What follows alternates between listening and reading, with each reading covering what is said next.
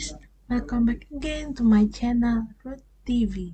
Today I want to explain my experience, especially for study experience in university. Kalian penasaran ya? Okay, let's go. Hi, my name is Ruth, and today I want to explain about my experience in Lampung University. So, keep enjoy. Jadi hari ini pada tanggal 18 Januari tahun 2022 adalah kalian bisa tahu hari ini apa? Ya, enifku yang kedua tahun. Yeay! Sebagai alumni Unila jurusan Teknologi Pertanian, Fakultas Pertanian. Dan juga aku belum mendapatkan pekerjaan selama 2 tahun ini. Sedih ya. Tapi ya, aku nggak jadi masalah walaupun aku belum dapat pekerjaan. Aku masih tetap setia, tetap berjuang mencari pekerjaan dimanapun dan apapun nanti hasilnya hanya aku berserah pada Tuhan. Semoga aku dapat yang terbaik. Dan ya, hari ini aku akan menceritakan pengalamanku kuliah di Unila selama 4 tahun kurang lebih. So, let's go. Jadi di video kali ini aku mau membahas tentang apa aja sih seluk-beluk di sana, seluk-beluk di Unila, seluk-beluk di jurusanku sendiri, khususnya di teknologi pertanian, itu seperti apa, terus lingkungannya seperti apa, apakah baik, apakah buruk, bagaimana keadaan dosennya, bagaimana dengan keadaan teman-teman sekitar, bagaimana dengan persekutuan, organisasi, dan lain sebagainya, dan juga masalah skripsi. Nah, siapa nih yang tahun ini eh, lagi masa-masa skripsian atau mahasiswa tingkat akhir nih yang lagi mau magang atau mau skripsian gitu tuh pasti kalian masih bingung kan mau ngapain. So ya, di sini aku kan berbagi tips, sharing tentang ya aku sebagai alumni Unila dan juga aku pencari kerja atau job seeker ya. Jadi selama aku kuliah itu aku tuh basically sama sekali nggak tahu apa-apa tentang THP. Kenapa? Karena pada zaman aku SMA, khususnya SMA 2 Kota Serang, yeay, aku tuh alumni situ dan puji Tuhan aku lulus, puji Tuhan juga aku tuh mm, lulus dengan jalur undangan melalui rapot ya, walaupun aku nggak dapat peringkat atau apa-apa ya puji Tuhan aku lulus. Dan ya itulah, aku bisa lulus tanpa tes tulis, tanpa jalur mandiri, ya aku bisa kuliah di sana. Jadi sebenarnya waktu aku SMA itu kan disuruh ada kayak pemilihan mau masuk universitas mana gitu. Nah, aku tuh milih 2 universitas dan dengan 3 jurusan. Nah, yang pertama ini aku pilih Unila dengan jurusan pertama aku adalah pendidikan dokter, yang kedua adalah THP ini yang aku lulus dan mendapatkan gelar ini. Dan yang kedua adalah Untirta dengan jurusan pendidikan biologi. Maaf ya guys, ada suara orang rumah lagi ngobrol. Ya, let's go. Ya, puji Tuhan aku mendapatkan hasil dengan jalur undangan melalui nilai rapot dari semester 1 sampai semester 7. Nah 75 kalau nggak salah. 5 atau 7 aku lupa, seingatku seperti itu. Ya, dan ya aku keterima di sana, keterima di Unila dengan jurusan THP yang sama sekali aku nggak tahu tuh THP seperti apa. Dan ya aku mau nggak mau aku harus kuliah di sana, harus tahu tentang THP, tentang dosen-dosennya, mata kuliahnya, praktikumnya seperti apa, dan nanti kalau sudah lulus nanti aku mau kerja di mana dan lain sebagainya. Oke, itu ya perkenalan singkat sih sebenarnya. Oh ya, lanjut ke THP. Teknologi hasil pertanian adalah sebuah jurusan yang lebih fokus ke kimia pangan karena yaitu mata pelajaran SMA yang paling banyak dipelajari adalah kimia, khususnya kimia pangan. Ya, walaupun ada mata pelajaran kayak biologi, fisika, bahasa Indonesia, bahasa Inggris, komputer, PKN, tapi basically kimia. Jadi kalau kalian mau masuk PHP ya kalian harus apa ya, harus pintar-pintar lah, rajin-rajin lah belajar kimia ya walaupun aku nggak tahu sama sekali kimia dengan rumus ikatan karbon, ekuivalen dan ya ikat yang lain sebagainya deh. Kalian pasti tahu lah ya pelajaran kimia. Oh ya, balik lagi ke THP. Jadi THP teknologi hasil pertanian. Jadi eh, hasil pertanian atau produk hasil pertanian yang diolah mau diolah dari bahan baku itu sendiri menjadi makanan atau minuman seperti kalau misalnya pisang diolah jadi keripik pisang yang siap dipasarkan atau misalnya teh atau kopi diolah sedemikian rupa menarik mungkin dan bakal dijual ke produsen. Nah, teknologinya sendiri teknologi hasil pertanian. Kata teknologi di sini maksudnya itu hmm, bagaimana sih cara pengolahannya, bagaimana sih cara prosesnya, bagaimana sih kemasan yang terbaik itu seperti apa, bagaimana sih cara pemasaran ke pabrik, ke perusahaan, atau enggak ke mall-mall supermarket lainnya yang memiliki branded seperti itu. Nah, disitulah aku mempelajari mata kuliah itu selama kurang lebih 4 tahun. Maaf guys, goyang. Oke. Em, oh ya, ya sama aja sih kalau misalnya kayak anak bulan pada umumnya ada kalau aku ada semester satu semester satu sampai semester 7. Nah, sebelum lanjut tentang pelajaran apa aja sih, nah aku mau jelasin tentang lingkungan kampus. Nah, lingkungan kampus sendiri sih menurutku sebenarnya oke, menarik, dan juga banyak tantangannya sih, tantangan. Nah, kenapa begitu? Karena ya aku pernah ospek, pernah kayak kalau waktu SMA kayak masa orientasi sekolah atau MOS. Nah, aku di sana jalanin ospek kurang lebih. Oke, lanjut guys. Ada kesalahan teknis. Oke, lanjut. Aku di sana menjalankan ospek kurang lebih 3 hari kalau nggak salah. Oke, lanjut. Hehe. Ya, balik lagi ke ospek. Aku di sana ngejalanin ospek kurang lebih 3 hari, 4 hari gitu. Ya, basically seru. Kakak tingkat, aku nyebutnya sih kakak tingkat sih atau senior. Itu baik-baik lama-lama. Cuman mungkin dari sisi ketegasannya mereka cara penyampaian ke mahasiswa baru, mungkin aku pernah sedikit down jadi tapi ya is okay lah karena aku udah pernah ngalamin dan udah selesai juga ya udah kayak gitu ya mungkin oh kayak gini cara mendidik. Oke lanjut lagi ya tentang masalah ospek.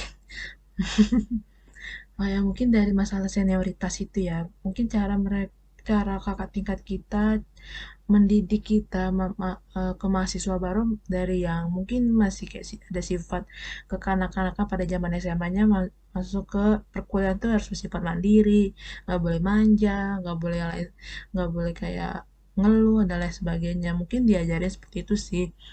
Terus untuk apa namanya seragam seragam waktu ospek lengkap sekali mulai dari topinya kayak topi petani itu namanya caping, baru ada almet, jas alma mater, baru tuh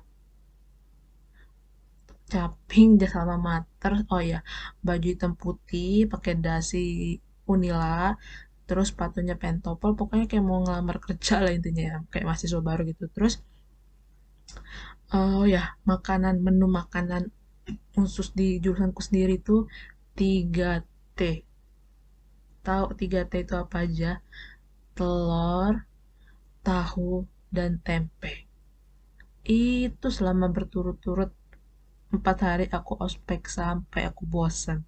Tapi ya ada pelajaran juga sih, mungkin ya basic anak pertanian khususnya THP ya mungkin seperti itu, wajib makan 3T atau lain sebagainya. Ya di jurusan lain mungkin ya ada yang bagus, ada yang mungkin menu yang aneh-aneh, aku juga nggak tahu ya.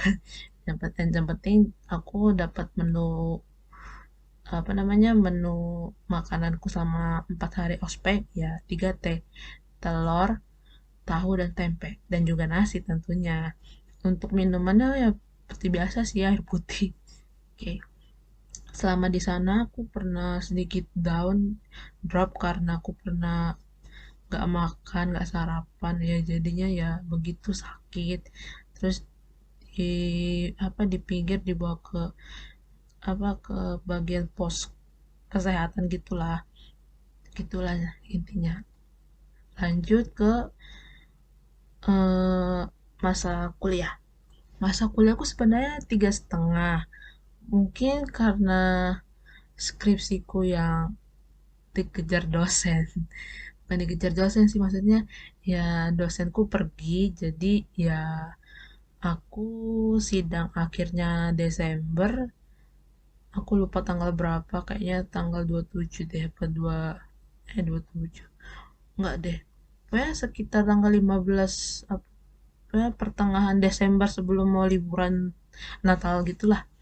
Nah, itu aku wisudanya baru di Januari, tanggal 18 Januari ini. Makanya aku 2 tahun enif sebagai alumni di sana. Nah, oke, kan di awal kan aku udah ngejelasin semester 1 semester 7 mata kuliahnya seperti apa sih. Nah, aku bakal kasih tahu mata kuliah semester 1 sampai 7 itu apa aja. Nah, jadi semester 1 dan 2 ini kalau aku sistemnya masih pakai kurikulum 2012 kalau nggak salah, dan pakai sistem buku.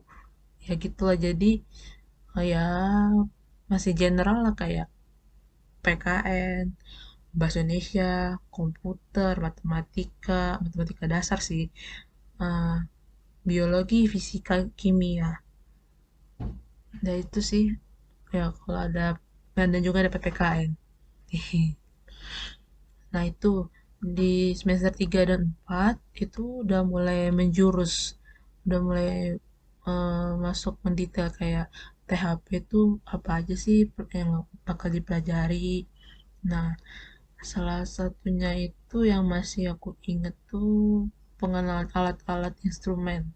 Nah, jadi masuk sebelum melakukan sesuatu, mengolah makanan atau mau ekstrak sesuatu, kita terus kenali dulu nih bahan-bahan sama alat-alat. Tapi yang paling penting sih alat-alat kayak mortar sama mortar sama alut tuh kegunaannya untuk apa, stetoskop itu gunanya untuk apa, terus blender digunain untuk apa, terus tabung reaksi sama kaki tiga dan spiritus tuh gunanya untuk apa. Nah, apa aja sih kendalanya, apa aja sih hambatan, dan juga ada nggak sih kerugian kalau misalnya kita memecahkan suatu barang atau apapun, kena denda atau gimana seperti itu. Makanya kita harus jaga benar-benar safety terhadap alat tersebut sebelum digunakan. Dan juga ada kayak mata kuliah teknologi hewan, hasil hewani, teknologi nabati, teknologi bahan penyegar, baru teknologi minyak dan lemak. Dan ini sih bakal dipecah, tapi secara umum sih ya bukan 14 sih, 4 mata kuliah ini, karena bakal nanti di semester 5 dan 6 bakal menjurus ya, walaupun nggak sebanyak di semester 3 dan 4. Nah, semester 5 dan 6 ini masa-masanya mau magang. Aku tuh magang di PT Kanemori Food Service yang berada di Cikande, dan itu perusahaan yang bergerak di bidang frozen food. Khususnya aku mengambil suatu produk sampelnya itu chicken cordon bleu, dan bukan laporan penelitian, laporan magang aku tuh tentang HACCP atau Hazard Analytical Analysis Critical Control Point atau keamanan pangan terhadap produk makanan beku, khususnya chicken cordon bleu itu sendiri. Kenapa? Karena mungkin banyak pabrik atau perusahaan yang sudah menerapkan sistem itu dan ada beberapa perusahaan lainnya yang belum menerapkan sistem itu. Makanya aku ngambil magang di situ untuk meneliti, oh gimana sih, hmm, maaf ya guys ada gangguan. Gimana sih eh, mutu di suatu bahan itu apakah bagus atau jelek atau yang lain sebagainya, itu tuh diuji. Makanya aku pengen tahu produk chicken cordon bleu ini layak gak ya untuk dijual, layak gak ya untuk dipasarkan ke mall, yang supermarket yang ada branded brand tertentu, atau di mungkin ke eceran bakal cocok atau enggak seperti itu. Nah, lanjut ke semester 7 atau 8. Oh ya, sebelum itu aku pernah KKN atau kuliah kerja nyata ya, kalau kalian tahu lah mahasiswa ya zaman-zaman segitulah. Aku tuh kebetulan dapat KKN di Desa Sukamarga, Kecamatan Suwo, Kabupaten Lampung Barat. Nah, aku tuh kurang lebih 1 bulan. Magang juga 1 bulan sih. Kurang lebih seperti itu.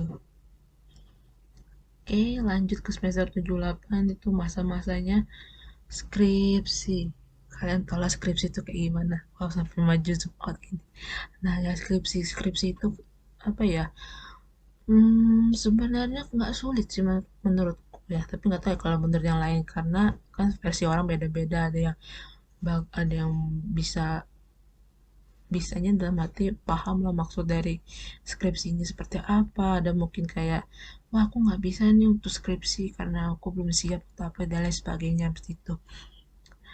Nah, skripsi itu yang mungkin banyak ditakuti oleh mahasiswa, khususnya mahasiswa tingkat akhir ya. Kalau mahasiswa baru mah ya ya wajar lah, masih masih apa ya, masih lenje. Lenje maksudnya kayak masih manja banget, karena ya peralihan dari pra dewasa mau ke dewasa gitulah, dari masa SMA mau masa ke dewasa, masa mandiri seperti itu. Lanjut, oh ya mungkin segini aja kali untuk semester 1 sampai 7 mata kuliahnya. Kalau kalian mau nambahin silakan komen di sini, komen komen komen komen komen komen komen. Hai, maaf ya pindah dari lokasi 1 ke lokasi 2, soalnya ada suara dari kamar sebelah. Oke lanjut, eh, mungkin masalah skripsi kali ya, yang kayak hmm, apa ya bisa dibilang. Oh ya, sekarang kan tahun-tahun ini kan mungkin kalau misalnya angkatan 2020 apa 2019 gitu. Mungkin kan lagi, atau mungkin 2018 kali ada, dari 18, 19, 20 lah. Yang mungkin yang lagi masa-masanya mau mengerjakan skripsi.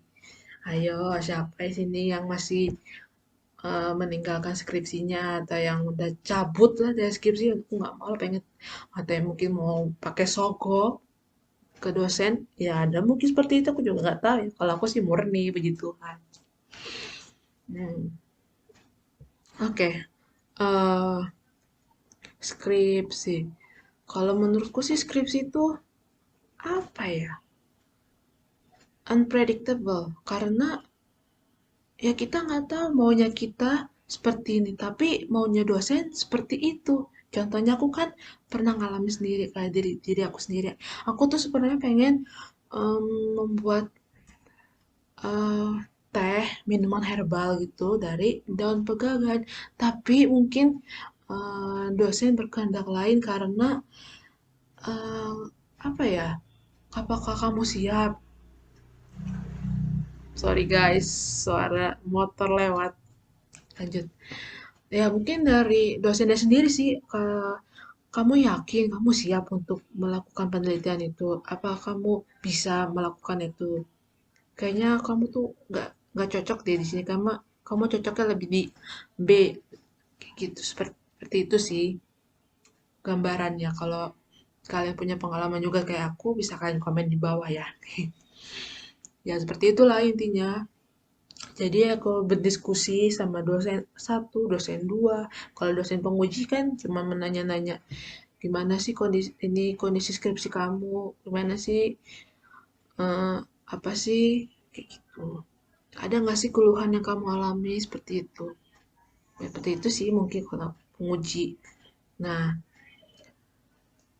aku mau cerita sedikit, walaupun udah panjang lebar sih sebenarnya. Tapi ini masalah skripsi karena kalian tuh jangan menyepelekan skripsi.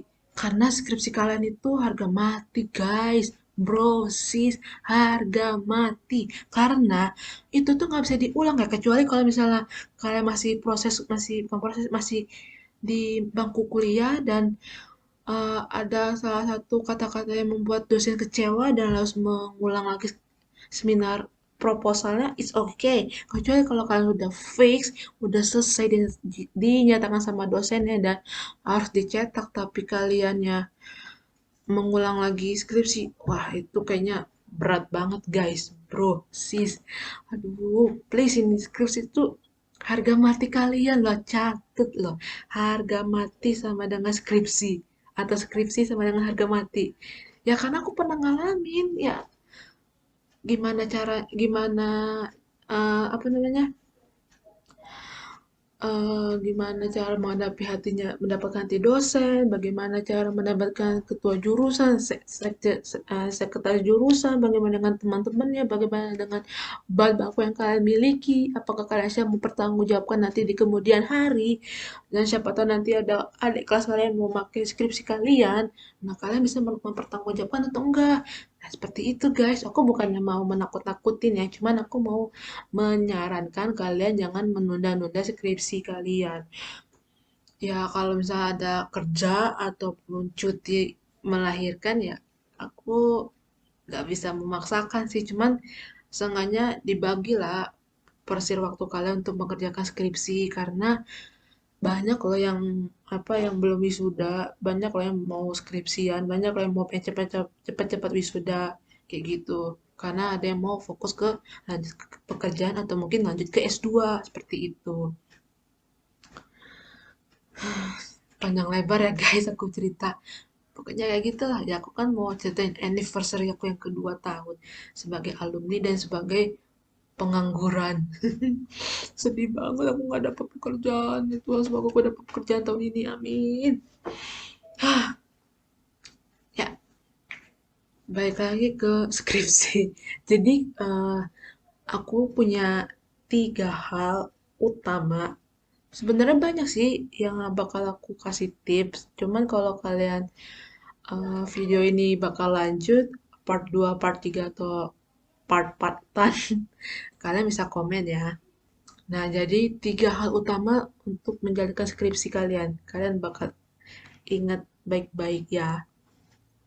Satu, kalian tuh harus ikhlas, harus legowo dari hati yang paling dalam. Kenapa? Karena ya skripsi itu nggak main-main loh guys. Ibarat kayak main game sesuatu lah, main Mobile Legend dari level 1. Ya kalian masih tahap muda lah. Maaf lagi guys. Ya kayak Mobile Legend lah di level 1, level 2 dan semakin meningkat levelnya, tingkat levelnya bakal semakin sulit, semakin susah untuk mendapatkan diamond, mendapatkan reward dan lain sebagainya. Ya, sama itu juga dengan skripsi.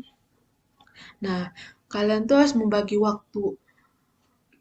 Jam segini saya harus mencari jurnal, jam segini saya harus konsultasi sama dosen, jam segini saya harus membuat rincian, revisian skripsi seperti itu. Karena ya harus membuang waktu kalian untuk bermain. Bukannya nggak boleh untuk bermain, boleh, cuman dikurangi lah porsinya. Apalagi kan kalau semester akhir, mahasiswa semester akhir tuh kan kayak udah frustasi gitu, udahlah aku mau joki aja lah, udahlah aku mau nyogok dosen aja lah, ya it's up to you not to me, oke, aku kan menyarankan aja. Kalau kalian sorry, kalau kalian mau murni, ya kalian harus berjuang mati-matian, mau itu salah kek, mau itu benar kek, mau dosen bilang apa, mau teman bilang apa, itu kan yang ngejalanin kan kamu, kalian semua. Nah, kalau kalian mau ini mau nyogok dosen, ya terserah. Kalau aku sih murni, karena aku berjuang sendiri. Ya, puji Tuhan, lulus. Dengan nilai yang memuaskan. Ya gitu, baik lagi kalian harus ikhlas dari diri, dari hati yang paling dalam, dan kurangi porsi kalian untuk bermain Mobile Legends atau main Instagram, TikTok kan, YouTube dan lain sebagainya.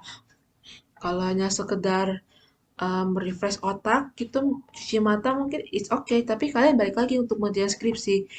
Apakah jurnal kalian udah lengkap atau belum? Apakah konsultasi kalian lancar atau ada hambatan segala macam? Apakah apa namanya revisi kalian sudah dirapin atau belum? Dan jangan menunda-nunda tidur guys, karena banyak sekali mahasiswa yang lembur. Lembur bukan arti kerja ya, maksudnya lembur mengerjakan skripsi, ada yang sampai pagi lah, subuh jam 3 jam 4, belum lagi nanti ada mata kuliah harus dikejar kayak seperti itu. Nah, kalian harus memprioritaskan skripsi dibandingkan yang lain. Karena ya kalau kalian mau skripsi, mau wisuda tahun ini atau bulan berikutnya, ya itu terserah kalian. Kalian mau nggak mau harus berjuang. Kayak gitu sih. Nah, yang kedua, perbanyak buku. Nah, perbanyak buku di sini maksudnya kalian wajiblah ke perpustakaan. Karena ya kayak ini, skripsi kalian tuh, judul kalian tuh relate gak sih, sama gak sih, ada nggak sih hubungan dengan buku A, B, C, dan sampai Z itu? Ada nggak sih literatur yang menyatakan A, B, C, dan D, dan lain sebagainya? Sehingga itu menjadi patokan kalian untuk dimasukkan ke skripsi kalian itu sendiri. Dan rajin-rajinlah ke perpustakaan, entah di perpustakaan kampus, perpustakaan daerah, perpustakaan kota atau provinsi sekalipun, kalian wajib harus berkunjung karena ya mungkin di situ banyak buku-buku yang menarik. Kayak aku contohnya, aku selama skripsi aku rajin-rajin nyari jurnal, nyari-nyari skripsi dari luar negeri atau dari apa kampus-kampus ternama di Indonesia, dan juga ada buku-buku ya mungkin ada satu dua buku yang aku baca, dan juga jurnal-jurnal yang aku banyak. Tapi kalau sekarang ini kayaknya nggak, ya ngapain lah kalau mau ke perpustakaan, ke ya boleh lah ke perpus kalau apa nyari-nyari jurnal di pakai wifi kampus kan, ya nggak apa-apa, asalkan jangan nonton YouTube di sana, gitu mah sama aja kalian cuma nongkrong bukan mencari jurnal kalian ya. Pokoknya itu sih, itu yang kedua ya. Dan yang terakhir, ini kayaknya kalau menurutku sih sakral kayaknya. Kalian mau tahu apa itu? Bermurah hatilah kepada dosen. Kayaknya nggak sakral amat ya, nggak abadi banget, kayak nggak wow gitu. Karena ya balik lagi, dan kalau misalnya hati kalian udah siap untuk skripsi, untuk mau wisuda, oh aku mau wisuda bulan sekian, berarti aku harus mengerjakan skripsi di bulan ini. Berarti aku harus menghubungi dosen di hari ini. Kalian harus minta izin sama dosen, guys, kontak-kontak WA, WhatsAppan dosen. Tapi harus baik-baik ngomongnya, jangan kayak kasar. Gak boleh, itu harus sopan, harus tepat pada jam waktu dosen tuh. Kan dosen kan sibuk, jadi mungkin Sabtu Minggu weekend kayaknya gak bisa diganggu. Mungkin hari-hari kerja kayak dari hari Senin sampai Jumat seperti itu. Mungkin kalau Sabtu ada kayak pengawas ujian atau ada yang lagi menguji skripsi, kan kita kan gak ada yang tahu ya. Jadi kalian harus rutin lah, kayak apa ya, ya rutin aja gitu, rutin WhatsApp dosen kalian. Terus tapi sebelum minta izin dulu, apa Mbak bisa apa namanya, kayak minta izin untuk bertemu hari ini apakah bisa atau tidak. Kalau misalnya nggak bisa, oh berarti hari lain. Biasanya sih dosen ngasih alasan sih, nggak mesti tok di situ nggak ada alasannya sih nggak. Kalau aku sih pernah ngalamin seperti itu karena aku mau minta izin hari ini jam segini, tapi dosennya di esok itu tuh nggak bisa. Jadi ya mungkin 2 atau 3 hari gitu baru bisa nemuin dosen seperti itu. Nah, pada saat kalian konsultasi, kalian tuh ya harus sopan lah. Kalian tuh mau ke sana tuh mau ngapain gitu loh. Apakah mau yang lain-lain tah atau mau fokus ke skripsi kan? Itu kan dosen kan juga kan banyak kerjaan. Entah ngurusin nilai mahasiswa, entah dia harus ikutin seminar nasional di mana, entah apa namanya? Buat jurnal ilmiah yang untuk mendapatkan kayak penghargaan seperti itu kan kita kan nggak ada yang tahu. Kalau misalkan mau masuk mau memfokuskan skripsi, kan harus konsultasi dengan baik-baik. Bu atau Pak, saya mau konsultasi skripsi mengenai A, B, C, D, E. Bagaimana ya Bu konsultasi dari Ibu? Nah, kalau kalian jangan lupa untuk print apa namanya? Print rincian kalian pernah berkunjung ke dosen satu atau dua sama berapa kali. Nah, kalau aku sih ada kayak lembaran jurnal sih, lembaran berkunjung ke dosen satu dan dosen dua itu berapa kali. Kalau aku sih maksimal 8 kayak 8 kali, minimal 8 bisa lebih. Kan dosen kan nulisnya kan dua dua kotak, 3 kotak kan gak ada yang tahu. Maaf ya guys, gangguan lagi. Aduh, banyak kali gangguan malam ini. Ya, tapi nggak apa-apa lah, lanjut. Ya, itulah, baik lagi. Eh, Bu atau Pak, aku mau, bukan aku sih, saya mau, ya, ini apa, mau konsultasi masalah skripsi saya, bagaimana. Dan oh ya, satu lagi, kalian tuh jangan menyepelekan coretan dosen. Karena apa? Aku pernah ngalamin sendiri, guys. Aduh, ya apa ya? Kalian tuh jangan berkecil hati lah kalau misalnya coretan dosen.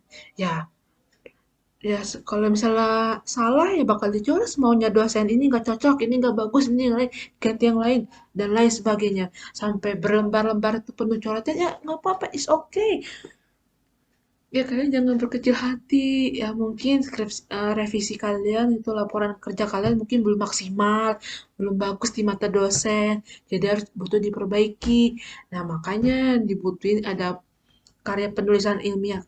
Pasti di setiap kampus punya lah buku penulisan karya ilmiah tuh. Nah, kalian tuh baik-baik tuh baca itu di Google kan banyak tuh. Setiap kampus kan beda-beda. Mulai dari cover, apa tanda ucapan terima kasih, terus logonya Unila lagi, ada sebut merek lagi, logonya setiap kampus seperti apa, terus dosen satu dua dan dosen-dosen lainnya, terus kata pengantar, judul subjudul, dan lampiran tuh wajib karena ya syaratnya itu ya harus ada lampiran untuk bukti, oh ini kamu udah pernah ngerjain ini, oh ini kamu udah pernah ngitung berapa sih berapa persen sih kadar abu, berapa sih kadar air, berapa sih berat yang dibutuhkan, berapa sih lain sebagainya, kadar lembah, kadar kimia lainnya, dan oh ini tuh gambar kamu, oh ini kamu prosesnya, oh ini bahan baku yang kamu ambil, oh ini kamu menghitungnya dan lain sebagainya. Karena pada saat kamu sidang, biasanya dosen penguji tuh bakal tanya, dananya tuh nggak nggak terpaku dengan satu buku kalian, skripsi ya kalian. Pasti nanyanya random. Kayak aku contohnya, eh kamu paham nggak tentang judul kamu ini? Kamu paham nggak isi yang kamu kerjakan? Kamu tahu nggak perhitungan ini seperti apa? Kamu tahu nggak? Jadi kayak random gitu. Apalagi kalau kayak ada abstrak. Abstrak itu kan ada yang bahasa Indonesia, ada yang bahasa Inggris. Nah, biasanya kalau yang bagian bahasa Inggris kamu ditanya, "Oh, ini artinya apa? Kok di saya artikan kok beda ya dengan maksud kamu? Coba kamu tolong jelaskan," seperti itu. Nah, kalian tuh harus pintar-pintar menjawab, jangan jangan diem-diem gitu. Diemnya nanti kata dosen bisa dua arti loh, guys. Bisa kalian nggak belajar atau kalian tahu cuman susah untuk mengungkapkannya seperti itu. Nah, kayak gitu sih. Jadi harus bener-bener teliti. Dosen tuh kan ya ya teliti banget lah Kak. Ya dosen kan udah pernah ngalamin, udah pernah jadi mahasiswa baru, udah pernah jadi mahasiswa pada umumnya, udah pernah skripsi, S1, S2, S3. Jadi ya nggak usah khawatir gitu kalau misalnya dosen bertanya seperti itu. Ya kalian harus menjawab dengan sesuai dengan kemampuan kalian, dengan dengan tegas, dengan jelas seperti itu.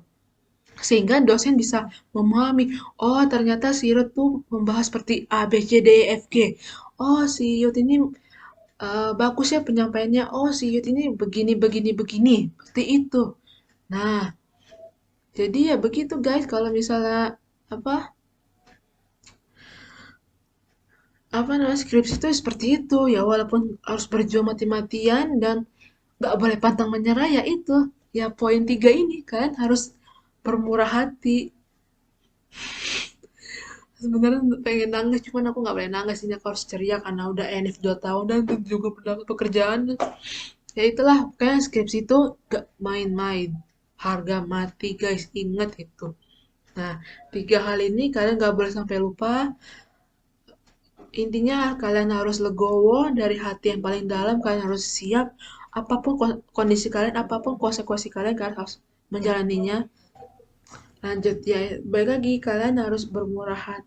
Not bermurah hati, harus ikhlas, oke? Okay? Aduh sorry ya guys, banyak gangguan hari ini, aduh. Jadi yang pertama tuh harus ikhlas dari hati yang paling dalam. Oh, aku siap untuk berjuang, aku siap untuk skripsi. Apapun kondisi kalian, apapun situasi kalian seperti apa, apapun konsekuensi yang harus kalian hadapi. Dosen, teman, dan lain sebagainya itu kalian harus bermurah hati dan ikhlas. Ikhlas yang paling penting, legowo, hati yang paling dalam. Yang kedua, kalian berbanyak buku. Kosakata kalian harus banyak. Karena pada saat kalian sidang, kalian tuh pasti tanya A, B, C, D. Dan dosen tuh nggak terpaku ya baik lagi tadi aku pernah tadi aku jelasin tadi kalian tuh harus tahu nanti harus siap menjawab segala apapun dosen penguji kalian yang akan ditanyakan pada kalian harus siap mau nggak mau kalau misalnya ada PR ya nggak apa-apa lah atau juga mungkin kamu nggak bisa jawab ya kamu bilang aja oh Bu saya mohon maaf saya belum bisa menjawab ini. Bagaimana ya Bu pasti dosen juga memahami karena kemampuan kalian ya mungkin sebatas itu aja nggak bisa lebih kecuali kalau ada yang pinter ya. Nah yang terakhir kan bermurah hatilah kepada dosen baik-baiklah sama dosen karena ya wakil orang tua kalian kan ya dosen sama kayak guru di sekolah kan wakil orang tua kalian.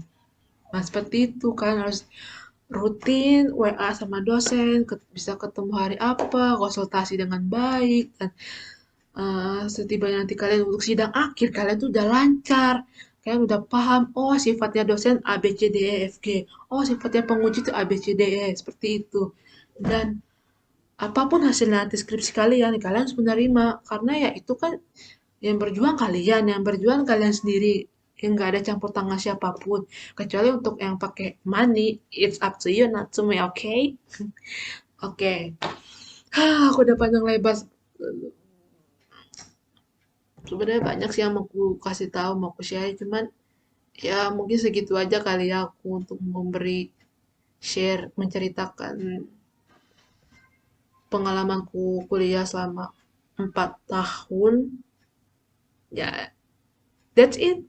So, guys, this is the end for video hari ini.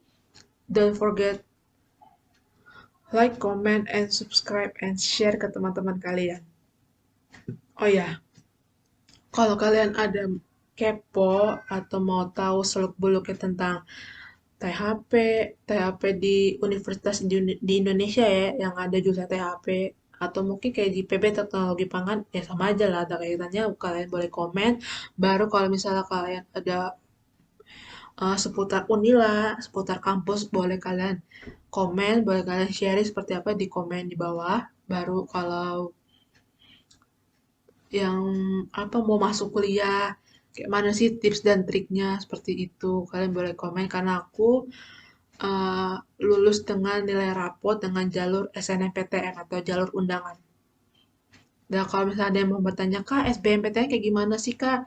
Aku kayaknya nggak bisa bantu jawab, tapi kalau misalnya ada yang tahu, kalian bisa komen.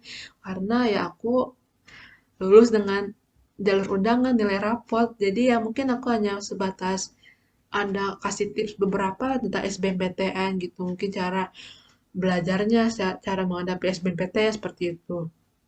Dan yang terakhir kalau misalnya kalian mau mau ngetahui tentang skripsi yang kalian masih, kak aku masih bingung kak aku masih buta kak gitulah, kalian boleh komen, aku siap membantu, aku siap bisa menjawab sebisa aku ya.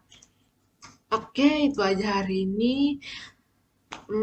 Thanks for watching, I hope you enjoy, and yeah, that's it.